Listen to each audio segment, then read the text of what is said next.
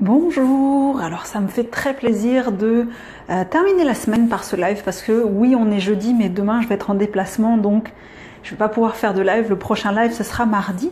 Aujourd'hui on va parler parce qu'on va parler ensemble de ces mémoires qu'on a de génération en génération et surtout comment est-ce qu'on se débrouille pour s'en débarrasser parce que ça a tendance à nous handicaper et à nous empêcher d'être nous-mêmes. Et à propos d'empêcher d'être nous-mêmes, justement, mardi prochain, pour le prochain live que je vais faire, ça va être comment est-ce qu'on fait pour ne pas avoir peur du regard des autres quand on habite dans un petit village. Parce que quand on habite dans une grande ville, c'est plutôt facile, tout le monde s'ignore à quelque chose près.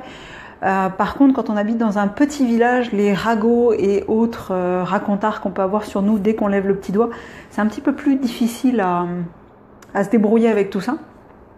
Donc c'est le live que je vais faire pour mardi prochain et justement je vais programmer le live cet après-midi. Donc si vous avez des questions d'ores et déjà que vous voulez poser ou si vous voulez avoir une notification quand il y aura ce live là, ça va vous permettre de faire tout ça. Alors bonjour à toi qui viens d'arriver, si tu pouvais me faire un petit coucou pour que je sache qui tu es, ça me ferait vraiment plaisir. Et si tu penses que le sujet là que je vais aborder aujourd'hui ça peut aider du monde dans ton entourage, partage la vidéo parce que en fait en général on n'a pas conscience de ça. Et pourtant dans les expressions communes, il y en a qui nous expliquent ce que je vais parler aujourd'hui. Par exemple, quand on dit que les chiens font pas des chats, quand on dit que la pomme ne tombe jamais très loin de l'arbre, ou quand on voit les gens qui sont charpentiers de père en fils, par exemple. Bon, c'est plus trop le cas maintenant, mais ça veut bien dire qu'il y a une espèce de culture familiale. Ça veut bien dire qu'il y a une espèce d'état d'esprit familial qui se perpétue de génération en génération. Sinon, il n'y aurait pas ces expressions-là qui seraient passées dans le langage commun. Et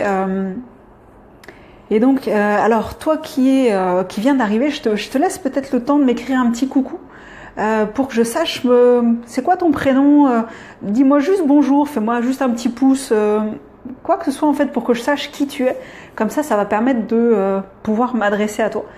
Et surtout aussi, si jamais tu as des questions par rapport à ce que je dis, si jamais tu as des questions, marque-les dans les commentaires, je vais faire des petites pauses de temps en temps pour que tu puisses marquer dans les commentaires sans avoir l'impression de rater des choses. Hey, salut Vassileva, ça fait très plaisir de te voir sur ce live. Bienvenue. Et donc, Vassileva, si jamais tu as des questions que tu veux me poser par rapport à ce sujet-là, un exemple que tu as dans ta famille, dans tes amis que tu aimerais comprendre, tu peux me le marquer dans les commentaires. Et dans ce cas-là, ça trop compliqué en ce moment. Ok. Sinon, ça pourrait être par messagerie privée, mais c'est vrai que c'est des choses qui sont importantes parce que ça nous impacte.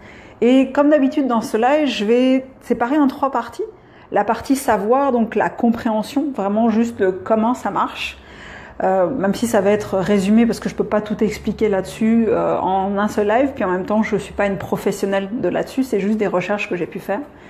Après le savoir-être, comment se comporter une fois qu'on sait ça, et ensuite le savoir-faire, qu'est-ce qu'on fait avec tout ça. Et pour commencer à partir du savoir, en fait, ce que j'ai envie de vraiment d'apporter comme élément qui est quasiment le plus important, c'est que on a une tension entre nous-mêmes. On n'a pas forcément, je ne sais pas si vous avez l'impression de l'avoir, cette tension-là à l'intérieur de vous, mais on a une tension entre nous-mêmes, entre le fait de vouloir être qui on est, vouloir juste nous affirmer nous en tant qu'individu, et le fait d'appartenir à une famille, d'être le maillon d'une chaîne qui est plus ancienne que nous, qui vient de plusieurs générations. Et ce qui fait que ça, c'est aussi une des sources qui fait qu'on a peur du regard des autres, parce qu'on a peur du regard de notre famille, on a peur qu'ils ne nous considèrent plus comme appartenant au clan. Il y a une espèce de culture familiale qui fait que si jamais ce qu'on fait a tendance à s'écarter de la culture familiale, les autres vont nous regarder bizarrement. Je ne sais pas si ça vous est arrivé, mais c'est vrai que souvent, par exemple, mettons, si on a une famille qui est plutôt timide, j'allais dire conservatrice au niveau des mœurs, des habitudes, on va pas vraiment, enfin, on va avoir plus de difficultés à sortir de ce schéma-là, à devenir extraverti, à faire des choses que personne ne fait dans la famille, parce qu'on a peur que les autres nous regardent de travers et que quelque part ils se disent qu'on quitte le clan, qu'ils sont plus assez bien pour nous, donc on s'en va. Et ça, c'est quelque chose qui est assez compliqué à vivre. Alors, je vois qu'il y a d'autres personnes qui sont arrivées. Si jamais vous pouvez faire un petit coucou dans les commentaires en me disant comment vous vous appelez, en me faire un petit bonjour ou me poser votre question que vous avez à me poser. Allez-y, faites-vous plaisir. Alors je vois Vassilieva qui dit oui, forte tension en ce moment. Très juste. Par contre, je me fous de leur regard et de ce qu'ils pensent. Ils connaissent la mienne. Faut se méfier parce qu'en général, quand on dit je me fous de ce qu'ils pensent, c'est pas forcément vrai. Je dis pas que c'est pas vrai pour toi, Vassilieva, c'est juste que c'est pas forcément vrai. Moi, je donne un exemple. Il y a quelqu'un, il y a pas longtemps, qui me disait « Je me fiche de ce que les gens pensent par rapport à la musique que j'écoute ». Et en même temps, il m'expliquait comment est-ce qu'il annonçait ça à ses amis. Et en fait, il faisait une pré-annonce en disant « Oui, je sais que peut-être pour vous, ça va être bizarre ». Et après, il nommait les chansons qu'il écoutait. Sauf que il avait l'impression de se moquer du regard des autres. En fait, non. Parce que si tu dois faire une pré-annonce pour essayer d'aplanir, entre guillemets, les critiques qui vont être de la part des autres, c'est que tu t'en fiches pas de l'annonce. Puis à ce moment-là, d'ailleurs, moi, ça m'a fait voir en miroir moi-même un comportement que j'avais et j'ai fait « Ah, ok, donc là, il va falloir que je revoie quelque chose. » Donc parfois, on a l'impression de se moquer du regard des autres et en fait finalement ça se traduit par d'autres comportements qui sont beaucoup plus subtils et qui nous enchaînent beaucoup plus parce que plus un comportement est subtil, plus il va nous enchaîner. Je vois qu'il y en a d'autres mondes qui arrivent, ça me fait plaisir de vous accueillir. Si vous pouviez faire un petit coucou, un petit salut, un petit bonjour, un petit il fait soleil chez moi, vous faites ça comme vous voulez, mais juste que je sache un petit peu à qui je m'adresse, puis si c'est vous pensez que ce que je dis là c'est utile, partagez le live sur votre page Facebook, sur votre mur Facebook je veux dire, parce que il y a beaucoup de gens qui n'ont pas conscience de tout ce qui se joue au travers de la famille et de ce qui se passe génération après génération. Tiens, salut Sylvie, enchantée. Donc si tu as des questions Sylvie, si tu as une interrogation que tu as déjà avant même que je commence à dire ce que je suis en train de parler là, ben, dans ce cas-là, marque-les dans les commentaires. J'y répondrai comme je viens de répondre à Vassilieva. Et cette tension-là, elle est vraiment forte et c'est quelque chose dont il faut arriver quelque part à se détacher parce que sinon on va jamais pouvoir être nous-mêmes. Si on reste juste dans la culture familiale, ben, il y a toujours une partie de nous-mêmes qui va être en souffrance quelque part parce que c'est une partie de nous-mêmes qui va être oppressée parce qu'on va vouloir se conformer à ce qui se fait d'habitude dans la famille. Et si on veut se conformer, ça veut dire qu'on va nier cette partie-là de nous-mêmes. Et c'est impressionnant parce que c'est quelque chose qui est quelque part plus fort que nous. Comment je dirais ça ? On le conscientise pas forcément, mais ça soutient beaucoup de nos schémas et nos manières de faire. Alors je vois, salut René, enchantée René. Je vois Sylvain qui dit là, je confirme que je me fiche de savoir ce que pense ma mère de ma façon de vivre. Par contre, elle ne supporte pas ça. Et elle se sert de moi pour se soigner. Ça, je viens de le comprendre. Je suis son jouet qui lui sert pour se mettre seul sur son piédestal. Ouais, mais ça c'est pour que l'autre nous mette sur son piédestal. Dans ce cas-là, c'est si nous on arrête de jouer le jeu, si nous on arrête de rentrer dans cette dynamique-là, l'autre pourra plus le faire. Ou il fera juste tout seul dans son coin, mais ça aura beaucoup moins d'intérêt pour lui parce que il y a toute une partie de jeu énergétique qui aura plus lieu. Ce que je voulais dire aussi, c'est que quand je parle de culture familiale, c'est parce que, comment je vais dire ça ? La culture familiale, en fait, c'est que, mettons que on ait un arrière-grand-père qui soit timide, qui ait peur des autres, qui croit que le monde est dangereux, qui croit qu'il faut travailler fort pour gagner de l'argent, etc., etc. Ben, il va avoir élevé mes parents dans cette manière-là. Et mes parents vont, si eux sont pas sortis de ce schéma-là, vont m'élever aussi dans cette culture-là. Donc ce qui fait qu'en fait, les schémas familiaux qui se reproduisent de génération en génération, c'est autant au niveau conscient qu'inconscient. C'est-à-dire autant au niveau de ce qui se dit de ce qui se dit dans la famille, c'est-à-dire que par exemple dans la famille on est plutôt extraverti, ou dans la famille on pense qu'il faut travailler dur pour arriver à gagner l'argent qu'on mérite, ou dans la famille on a tendance à se méfier des étrangers. Ben ça, c'est, si nous on ne fait pas ce travail-là sur nous-mêmes, de se libérer de ces schémas-là, c'est quelque chose qui va se perpétuer de génération en génération, parce que ça va rester dans notre manière d'être, et ça va rester dans notre manière d'éduquer nos enfants. Et ça marche autant au niveau conscient qu'inconscient. C'est-à-dire que si dans la famille il y a eu, par exemple, un viol, mettons, ou des violences conjugales qui ont été passées sous silence quand on était, par exemple, notre grand-mère, notre grand-père était violent avec elle et ça s'est passé sous silence, mais notre mère ou notre père qui a vécu dans cet environnement-là va avoir intégré des croyances, des comportements qui sont en lien avec ça, et si lui ou elle ne s'est pas libéré de ça, c'est des choses qui, d'une certaine manière, dans la manière qu'ils là nous transmettent les choses de manière complètement inconsciente en plus, ça va être quelque chose qui va se retrouver dans notre comportement vis-à-vis des hommes ou des femmes, suivant qu'on est un homme ou une femme. Et dans ce cas-là, on se dit ouais, mais alors c'est vraiment pas cool, parce que y a peut-être des choses dans mon comportement vis-à-vis du sexe opposé, par exemple, qui se passent à mon insu, qui ont été transmises parce que ma grand-mère ou mon grand-père avait un traumatisme. Oui, absolument. Et c'est pour ça que c'est si difficile dans les pays qui sont en guerre, parce que la génération qui a été traumatisée, dans ce cas-là, son traumatisme se répercute sur les enfants et les petits-enfants. Et ça, c'est vraiment compliqué, parce que s'il n'y a pas un travail de récupération de son pouvoir personnel, dans ce cas-là, ça continue à se perpétuer malgré nous, parce que la plupart du temps, on n'en est pas conscient.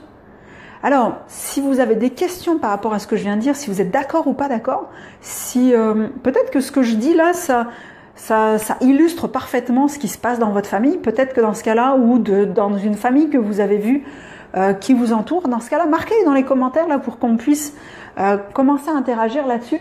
Alors là, justement, je vois Vassilieva qui fait « Elle le fait seule, tu as raison. D'ailleurs, c'est la première qu'elle a levé la voix hier. Elle a compris ou vu que je ne l'écoutais pas. »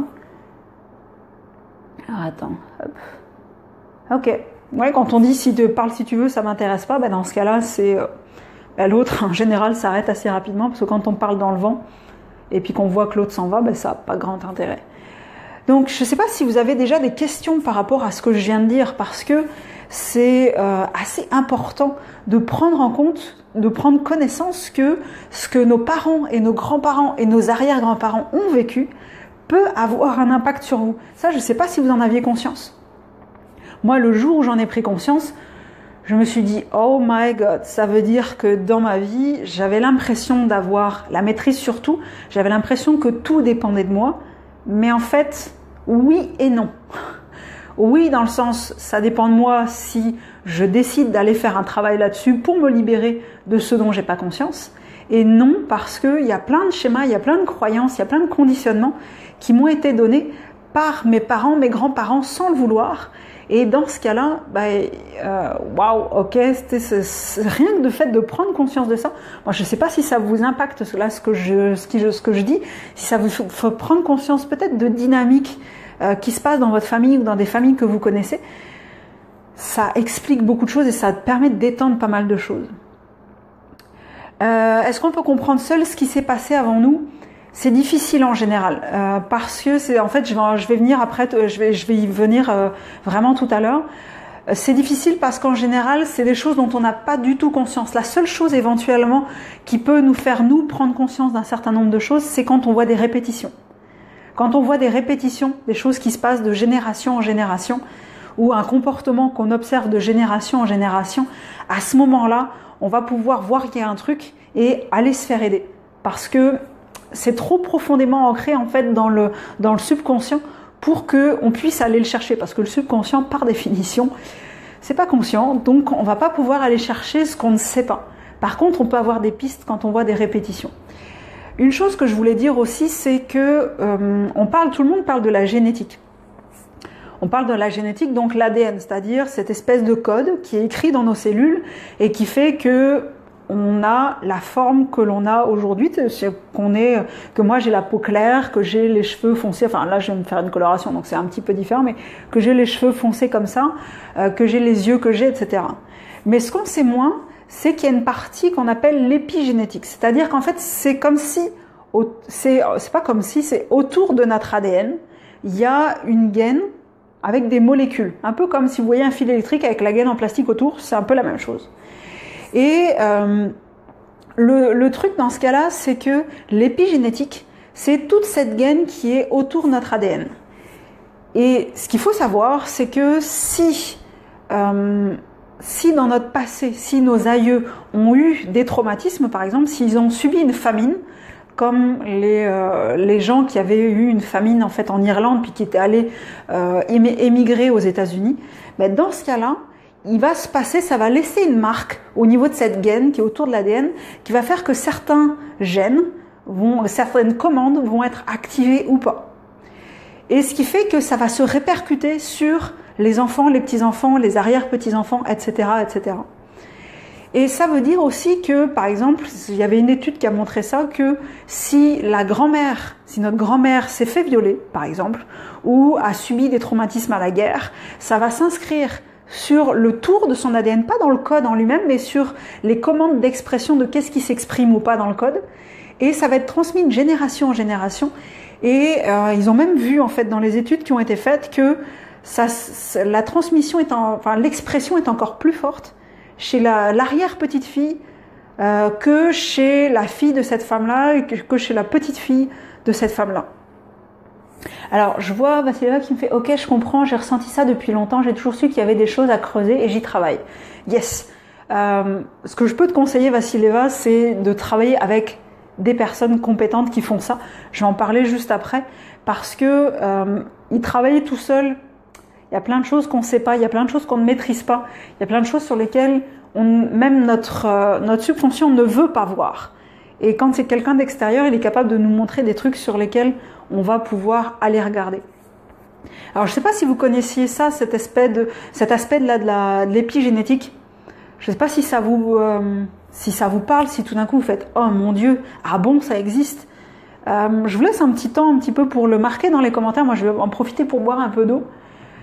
L'épigénétique, est-ce que ça vous parle? Et puis ce que je viens de dire là, est-ce que ça fait écho à quelque chose que vous pensiez ou vous dites « Oh mon Dieu, c'est pas vrai ?»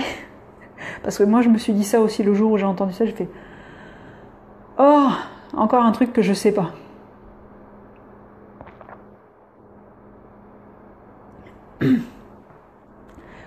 Parce que là pour l'instant, je vois qu'il y a Vassilieva qui me parle, mais il n'y a pas grand monde d'autres qui me parlent, donc ça me ferait plaisir d'avoir vos retours. Puis ceux qui viennent d'arriver, faites-moi un petit coucou. Parce que pour l'instant, je connais juste Vassilieva, puis aussi, bien sûr, si ce que je dis, vous ne le saviez pas, que ça vous permet de comprendre des choses, partagez la vidéo. Parce que dans ce cas-là, il y a d'autres personnes de votre entourage qui vont pouvoir comprendre ces points-là.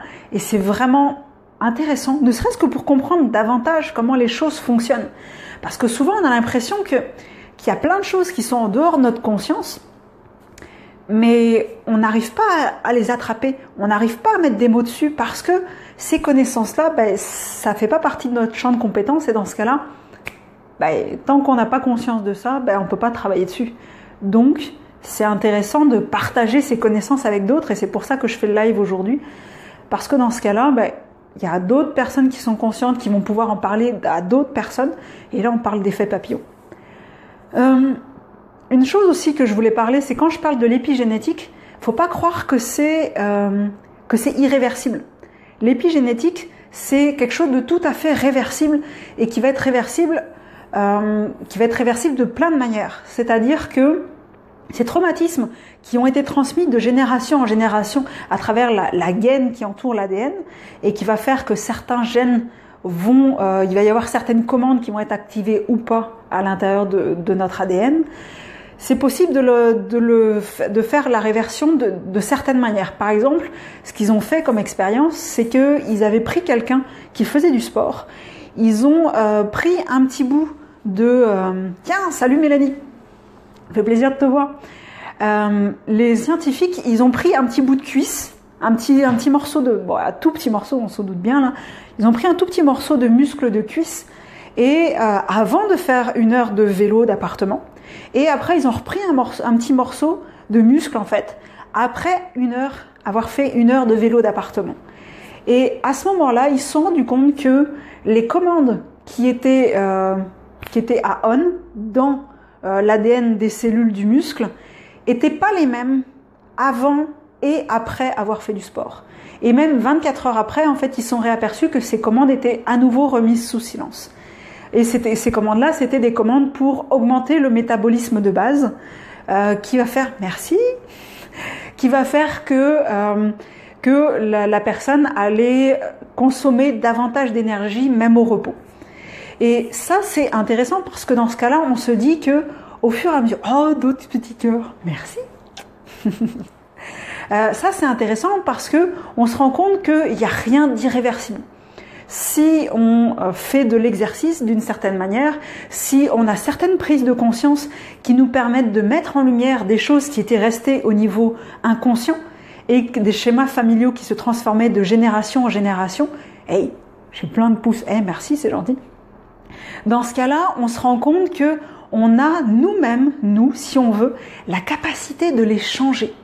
Et cette capacité de les changer là, ça va être par des prises de conscience, ça va être par du travail que l'on va faire avec des thérapeutes qui vont faire que on ne va pas le transmettre aux générations d'après. Parce que ce qu'il faut savoir, c'est que quand on a un enfant qui naît, un enfant, c'est comme si c'était une feuille vierge, une feuille toute neuve, qui n'était pas froissée. Et nous, en tant que parents, même avec la meilleure volonté du monde, même avec tout l'amour du monde, plus ça va, plus on va le froisser. Parce que on est imparfait, parce que nous-mêmes, on est en train de cheminer. Et donc, dans ce cas-là, l'enfant, quelque part, nos manquements, même si on fait de notre mieux, vont le froisser. Et vont conditionner un peu cette personne qu'il est. Et donc, c'est à l'enfant ensuite, en tant qu'adulte, de se libérer de ces conditionnements-là et donc de faire un changement. Sur lui-même, c'est-à-dire de faire un travail sur lui-même pour arriver à se défaire de ces conditionnements-là et être réellement qui il est. Parce que comme je le disais au début, là, quand je parlais du savoir, c'est qu'on a toujours cette tension entre être nous-mêmes, authentiquement nous-mêmes, là, cet être qui est au plus profond de nous-mêmes, et faire partie du clan, être un maillon de la chaîne. On a toujours cette tension-là, parce que quelque part, on voudrait être fidèle au clan, on voudrait toujours faire partie du clan, et on voudrait être des individus, individualisés, authentiques, nous-mêmes, juste différents. Et ça, c'est vraiment compliqué de gérer les deux tant qu'on n'a pas fait la paix avec ce qui appartient à notre famille, puis décider consciemment de le prendre ou ne pas le prendre. Je regarde l'heure parce que waouh, le temps passe vite. Je ne sais pas si vous avez des questions. Alors moi j'ai une question qui me fait sourire, c'est celle de Yazid qui me demande si je suis mariée. Je vois pas exactement quel est le rapport avec ce qui est en train de se dire actuellement. J'ai été mariée et j'ai élevé des enfants, donc je sais. C'est pour ça que je sais aussi de quoi je parle, parce que quand on élève des enfants, on fait ce qu'on peut. Et là, d'après ce que je viens de dire, là, je vais faire juste une petite pause de 30 secondes. Est-ce que vous avez des questions, des commentaires ou des choses que vous dites « Ah, ça j'ai compris maintenant, ça m'intéresse vraiment et c'est quelque chose que je vais aller creuser. » Parce que c'est pour ça que je fais ce live. En fait, ce live m'avait été demandé par quelqu'un qui avait des problématiques récurrentes dans sa famille, en fait. Et c'est pour ça que ça me fait plaisir de faire ce live. Donc, c'est pareil, si vous avez des questions, si vous avez des questions que vous vous posez puis que vous aimeriez que j'y réponde en live, vous pouvez me les poser en messagerie privée aussi. Parce que ça me fera plaisir de pouvoir vous aider. Et c'est toujours, quelque part, en fait, ce live ici, là, aujourd'hui, est vraiment aussi en lien avec le regard des autres. Parce que quand on a des problématiques qui se répètent de génération en génération, c'est des choses qui finissent par être fixées. C'est-à-dire que c'est un traumatisme qui va se fixer dans un certain nombre de croyances. Et ces croyances-là, elles vont être fixées dans des comportements. Et si les comportements ne sont pas challengés, si les comportements ne sont pas revus en fonction de qui on est, dans ce cas-là, ce qui va se passer, c'est que on va le transmettre nous aussi, malheureusement. Alors Yazid qui fait, c'est ça que je veux savoir, ça l'expérience commence par la pratique. Oui. J'ai été mariée. Pour même tout vous dire, maintenant je me considère plus comme ça, mais j'ai été veuve aussi, puisque mon mari est décédé d'un cancer il y a à peu près 3 ans. Et c'est ça qui a fait que j'ai changé complètement de vie, que j'ai commencé vraiment un très gros travail sur moi-même. Et sérieusement, vous verriez les photos entre moi il y a 3 ans et moi aujourd'hui, il y a vraiment une grosse différence.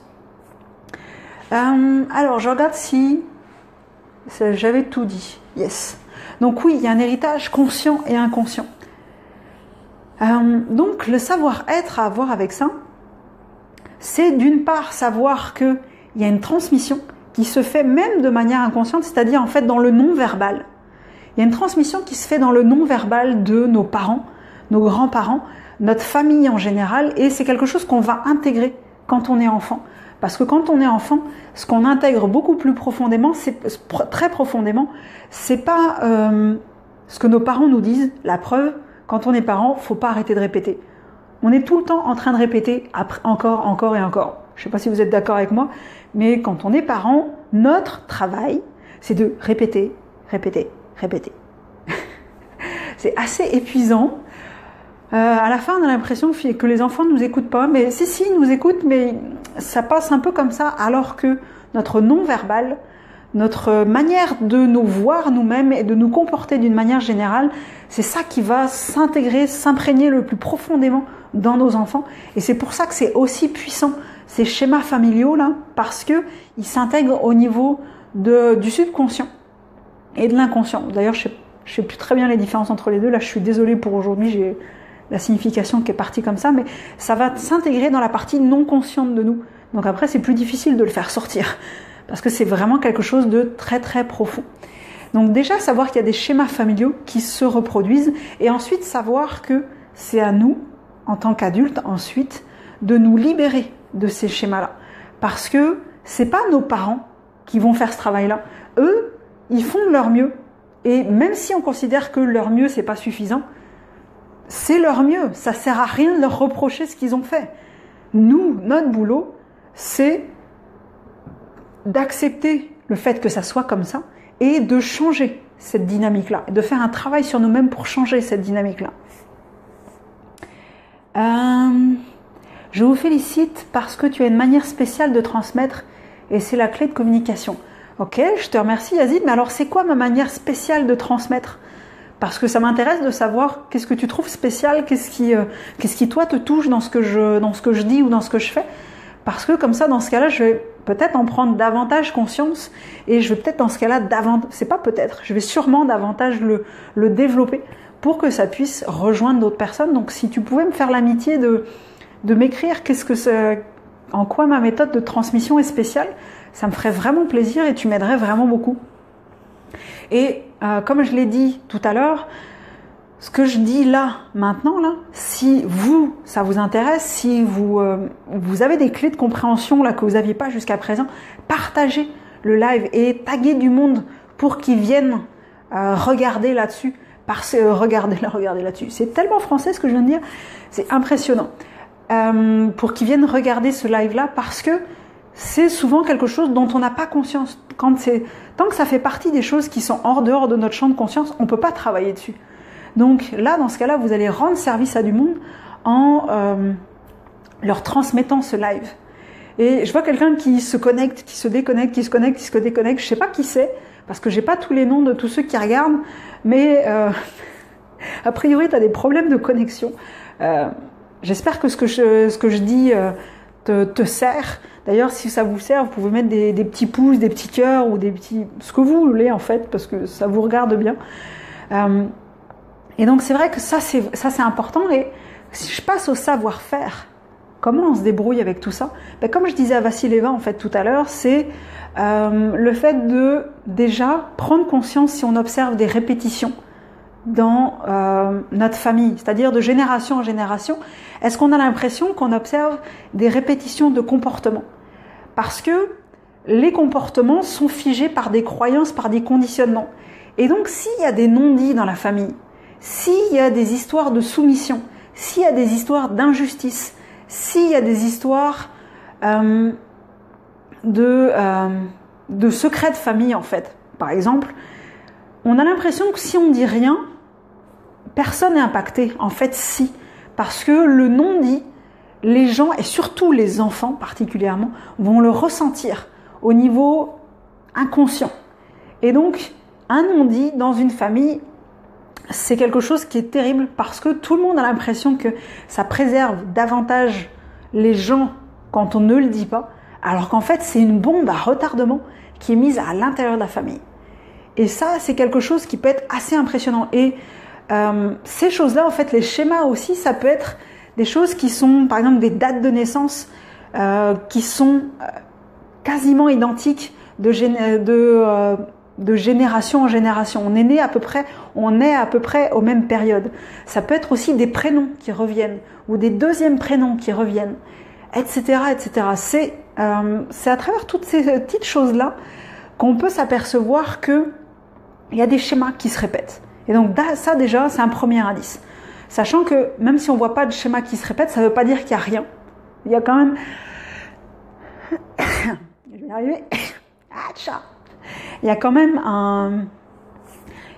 des choses qui se répètent de génération en génération, même si c'est des schémas qui sont peut-être un petit peu moins visibles. La deuxième chose, c'est poser des questions. Parce que poser des questions, ça va permettre de mettre en lumière certaines choses. Moi, je vois personnellement, à un moment donné, j'ai fait une démarche auprès de mes parents, parce que mes grands-parents sont morts. J'ai fait une démarche auprès de mes parents de leur demander comment eux, ils se souvenaient de ce qu'ils avaient marqué chez leur père, chez leur mère, chacun de mes deux parents, et de leur dire c'est quoi qu'ils retenaient, qu'ils admiraient dans le comportement de leurs parents, qu'est-ce qui les avait blessés le plus, ou qu'est-ce qui leur avait manqué le plus, et qu'est-ce que eux se disaient, qu'est-ce que eux ils en avaient retiré encore aujourd'hui, qu'est-ce qu'ils se disaient aujourd'hui, ou qu'est-ce qu'ils se disaient étant enfant face à ce schéma familial. Et sérieusement, quand j'ai fait ça, je n'avais pas vraiment d'attente, je ne savais pas du tout ce que j'allais trouver ou pas. C'était juste pour voir, ok, je cherchais à avoir les noms, le premier prénom, le deuxième et troisième prénom de mes grands-parents, d'avoir leur date de naissance, d'avoir leur métier ou qu'est-ce qu'ils avaient exercé dans leur vie et tout. Et sérieusement, quand j'ai lu le mail de chacun de mes parents, parce que chacun de mes parents a répondu de manière séparée, ils ont dû se creuser un petit peu la tête quand même, ça m'a vraiment mis sur les fesses. Sérieusement, c'est impressionnant. J'aurais jamais imaginé ça. Et je ne sais pas si vous avez fait ça, mais pour moi, sérieusement, ça a été waouh, une sacrée révélation.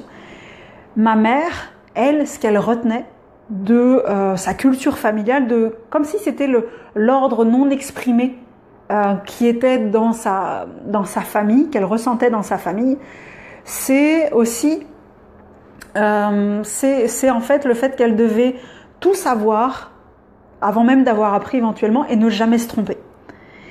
Et du côté de mon père, c'était le fait que mon père se disait tu verras quand je serai plus grand. C'est une sorte de revanche quelque part, le tu verras quand je serai plus grand. Je ferai ce que je veux entre guillemets. Et moi, le jour où j'ai lu ça, sérieusement, heureusement que j'étais assise, parce que là j'ai fait mais c'est pas vrai.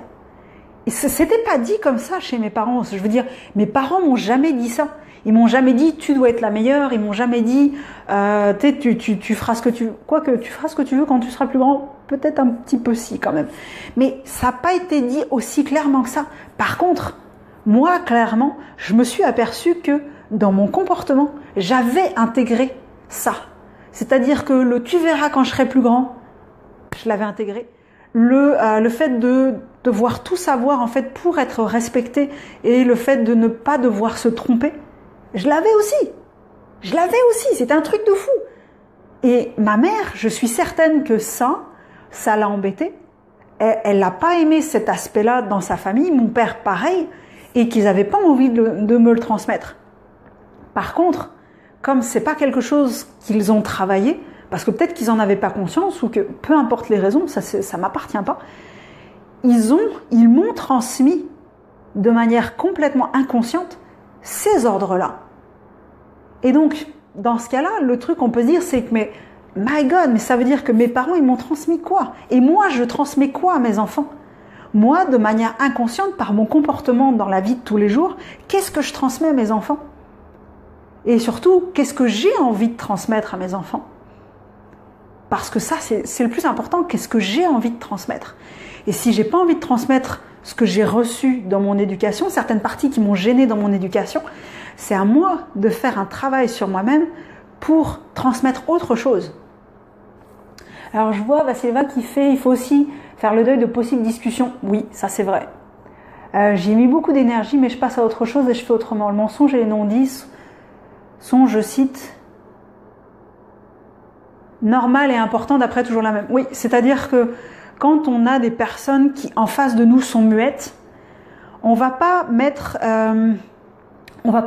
15 000 énergies à essayer de leur tirer les vers du nez. De toute façon, ça ne sortira pas. Ça sert à rien. Ça sert à rien dans ce cas-là. C'est sûr qu'il faut faire son deuil, mais dans ce cas-là, on va aller voir d'autres personnes. Parce que les deuils, les non-dits, les injustices, les soumissions, etc., c'est des choses qu'on peut aller voir en allant voir. En fait, c'était le conseil que j'allais vous apporter après. Des gens qui font de la psychogénéalogie, des gens qui font ce qu'on appelle des constellations familiales. Il y a aussi des gens comme des énergéticiens ou des énergéticiennes qui vont pouvoir aller voir dans l'énergie de la famille où sont les blocages, où sont les nœuds et qui vont pouvoir les nommer. Moi, j'ai fait ça et ça m'a permis de comprendre un certain nombre de choses au niveau de ma famille. Donc, il y a d'autres moyens de contourner ça. Si jamais la personne à qui on veut demander ne veut pas parler, ça sert à rien de se fracasser la tête contre les murs pour la faire parler, ou de lui fracasser la tête contre les murs pour la faire parler. Au sens figuré, bien entendu. Mais on se bute à un mur, c'est pas la peine. Donc, on trouve d'autres solutions. Et il y a d'autres solutions, Dieu merci. Donc là, il y a la psychogénéalogie, il y a ce qu'on appelle les constellations familiales, il y a le fait d'aller voir des énergéticiens et des énergéticiennes. Je ne sais pas si ça vous parle, ça, peut-être que ça paraît un petit peu ésotérique. C'est un terme qui me faisait peur il y a encore longtemps, mais c'est des gens qui sont capables d'aller voir dans le subtil, dans tout ce qui est au travers des non-dits et qui est au travers des liens d'énergie qui ont lieu en fait entre nous et les membres de notre famille, ou nous et les gens qui sont autour de nous. Donc, faites-vous conseiller ça par des gens que vous connaissez. Faites-le par du bouche à oreille parce que les médiums et autres trucs comme ça, je me méfie quand même un petit peu. Il y a des gens sérieux là-dessus et en général, les gens sérieux, c'est pas ceux qui font des grosses pubs puis qui disent don de naissance, etc., etc. Je dis pas que ceux qui font ça ne sont pas sérieux, mais il y a plus de chances de tomber sur des charlatans. Mais ça n'est que mon avis. Hein. Ça reste uniquement mon avis. Je vois que ça fait longtemps que je vous parle, mais mes lives Facebook qui sont censés faire 30 minutes commencent à en faire 40. Et j'ai des choses à faire aujourd'hui, donc d'autres choses à faire aujourd'hui. Alors voilà, si je fais un petit récapitulatif du live, et si jamais vous avez des questions par rapport à ce que je dis, vous pouvez continuer à les écrire, même après la fin du live. Si vous avez des questions que vous voulez que je réponde là, live, juste avant que je termine, vous savez comment faire. Et là, je vais en profiter juste pour faire un petit récap de ce que je viens de dire pendant ce live. Donc, au niveau des savoirs, ce qu'il faut savoir, c'est que l'héritage familial, c'est conscient comme inconscient. Et dans ce cas-là, ah oui, avant de faire mon petit récap, je voulais parler du live Facebook de mardi. C'est comment ne plus tenir compte, ne plus avoir peur du regard des autres quand on habite dans un petit village. Parce que quand on habite dans une grande ville, c'est facile. Parce que tout le monde est un peu indifférent les uns aux autres, ça c'est un autre problème quelque part. Mais quand on est dans un petit village, là les ragots puis tout ce qui se dit, c'est là que c'est plus compliqué. Donc ça j'en parle dans le live de mardi prochain, un live que je vais programmer en dessous duquel là, sous la programmation vous pourrez vous abonner pour avoir un petit message quand il y aura le live et vous pourrez même commencer à poser vos questions. Oui Yazid, absolument, même malgré que c'est pas les mêmes cultures, on est très proches. Ben oui, parce que globalement, les êtres humains fonctionnent tous selon les mêmes schémas de base. Oui, la culture va avoir une influence, mais on a tous, par exemple, besoin d'être aimés, on a tous besoin d'être reconnus pour qui on est, on a tous besoin d'être acceptés, on a tous besoin de chaleur humaine. Donc malgré les différences culturelles, en fait, plus on voyage, parce que moi je suis une voyageuse, plus on voyage, plus on s'aperçoit que les êtres humains se ressemblent et qu'il y a beaucoup plus de choses qui rassemblent les êtres humains que de choses qui les séparent. Et ça, c'est vraiment cool. Moi, c'est pour ça que j'adore voyager.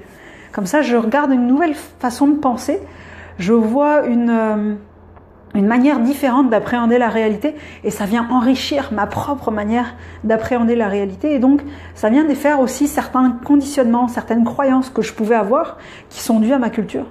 Donc moi je trouve ça génial. Bienvenue en Algérie. Merci Yazid. Et justement en Algérie en fait les pays du Maghreb c'est des pays que j'aime beaucoup, dans lesquels je suis pas encore allée. J'aimerais beaucoup aller y faire des conférences. J'aimerais beaucoup aller y faire des conférences ou des ateliers et puis aller même de toute façon au-delà de ça, discuter avec les gens, discuter avec les habitants puis simplement vivre un petit bout de quotidien des gens du pays parce que j'adore tout ce qui est l'art là-bas, en plus la musique, etc. Donc top.